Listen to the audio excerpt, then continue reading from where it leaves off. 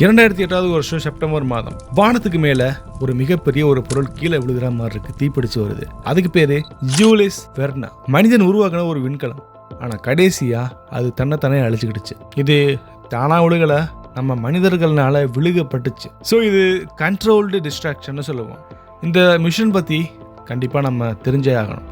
ஏன்னா ஃபியூச்சர்ல இந்த மாதிரி பல மிஷன்ஸ் நடக்கிறதுக்கு சான்சஸ் இருக்கு. ஸோ வாகனம் அந்த கீழே விழுந்த அந்த மிகப்பெரிய விண்கலத்தை பத்தி பார்க்கலாம். நான் உங்க லோகபால கார்த்திகேயன். இது செனித் ஆஃப் சென்ஸ்.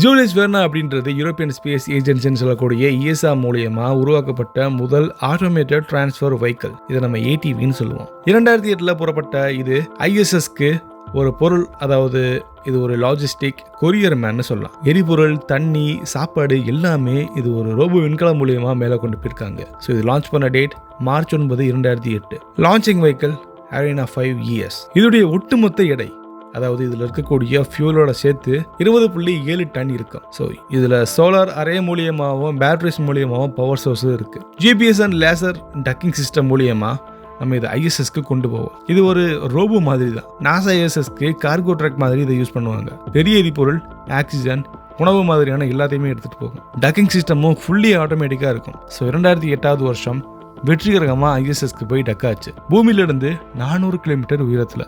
ஜூலியஸ் வெர்னா ISSல இருந்து டச் ஆனதும் அதோடைய வேலை முடிஞ்சதும் அதை நம்ம அப்படியே விட்டுற முடியாது. அது ஆர்பிட் டெப்ரிஸா மாறிடும், அதாவது குப்பையா மாறிடும். அதனால யூரோப்பியன் ஸ்பேஸ் ஏஜென்சியோட இன்ஜினியர்ஸ் பிளான் பண்ணது அது நம்மளாவே பூமிக்குள்ள விழ வைக்கலாம். அது என்னன்னா, ஒரு ஸ்பேஸ் கிராஃப்ட் அது ஒரு கரெக்டான ஒரு ட்ராஜெக்டரியை ஃபாலோ பண்ணி பூமிக்குள்ள தள்ளி விடுறது. ரொம்ப டென்ஸான அட்மாஸ்பியர்ல அழிஞ்சு போற மாதிரி பிளான் பண்ணுவாங்க. அது ஒரு அழகான மர்மமா இருக்கும். ஆனா அந்த அழகு சயின்டிஃபிக்கா மட்டும்தான் இருக்கும். சரியா 29 செப்டம்பர் மாதம் 2008 சவுத் பசிபிக் ஓஷன்ல, அதாவது நியூசிலாந்துக்கும் சிலிக்கும் நடுவில் இருக்கக்கூடிய ஏரியாவில் இது விழுகணும் அப்படின்னு நம்ம பிளான் பண்ணோம். ஸ்பேஸ் கிராஃப்ட் ரீஎன்ட்ரி அப்படின்றது ஒரு தெர்மோடைனமிக் போட்டி மாதிரி. பூமியுடைய வளிமண்டலத்தோடு அது மோதும் போது வெலாசிட்டி 1 மணி நேரத்துக்கு 28,000 கிலோமீட்டராக இருக்கும். அது ஃப்ரிக்ஷனல் ஹீட்டிங் அதிகமாகி அங்கே இருக்கக்கூடிய ஏர் எல்லாமே அயனைசேஷன் ஆகும். ஸோ அதை சுற்றி பிளாஸ்மா கண்டிப்பாக சுற்றி ஒரு என்வலப் மாதிரி இருக்கும். இந்த பிளாஸ்மாவுடைய வெப்பநிலை கிட்டத்தட்ட 2000 சில பகுதிகளில் 6000 டிகிரி செல்சியஸ் வரைக்கும் இருக்கும். அந்த ஹீட்டில் ஸ்பேஸ் கிராஃப்டில் இருக்கக்கூடிய இரும்பு, அலுமினியம், காம்போசிட் மெட்டீரியல் எல்லாமே சாஃப்டன் ஆகி அது முதல்ல சோலார் அரேவை அதை விட்டு வெளியேற்றும். அதை தொடர்ந்து மெயின் ஸ்ட்ரக்சர் கிராக் ஆகும்.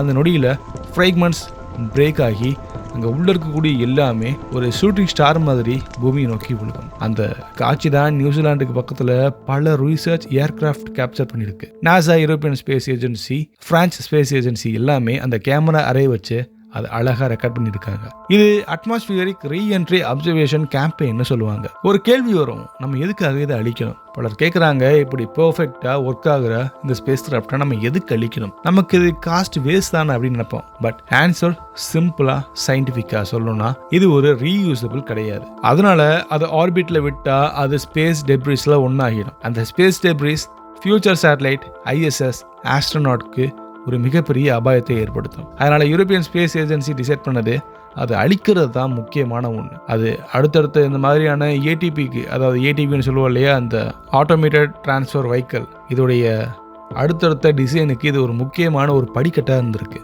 ஜூலியஸ் வெர்னா ATV-1 அப்படின்ற அதோட ரீஎன்ட்ரி அனாலிசிஸ் மூலியமா யூரோப்பியன் ஸ்பேஸ் ஏஜென்சி, நாசாவோட இன்ஜினியர்ஸ் 1000க்கும் மேற்பட்ட டேட்டா பாயிண்ட்ஸை ரெக்கார்ட் பண்ணாங்க. அதோட டேட்டா ஆதாரமாக வச்சு அதுக்கப்புறம் ஒரு மிஷன்ஸ் நிறைய சக்ஸஸ் ஆகிடுச்சு. ஃபார் எக்ஸாம்பிள் ஆல்பர்ட் ஐன்ஸ்டீன் அப்படின்ற ஒரு மிஷன் சக்ஸஸ் ஆகிடுச்சு. தென் இந்த மாதிரியான பல சேட்டலைட்க்கு இது ஒரு டிசைன் மாதிரி ஆயிடுச்சு. இந்த ரீஎன்ட்ரி எக்ஸ்பெரிமெண்ட் மூலியமா யூரோப்பியன் ஸ்பேஸ் ஏஜென்சி இன்ஜினியர்ஸ்க்கு மட்டும் இல்லாமல் நம்ம ஒட்டுமொத்த மனிதனத்துக்கும் கிடைக்க ஒரு முக்கியமான விஷயம் fragments and sequence timing, plasma temperature profile, structural burn rates, aerodynamic torque, அது ரீஎன்ட்ரி ஆகும்போது எவ்வளோ இருக்குன்னு பார்க்க முடிஞ்சது. இந்த டேட்டா இன்னும் ஸ்பேஸ் எக்ஸோடைய டிராகனுக்கும், சைக்னஸ், HTV எல்லாத்துக்குமே ஒரு பயோனியர் மாதிரி.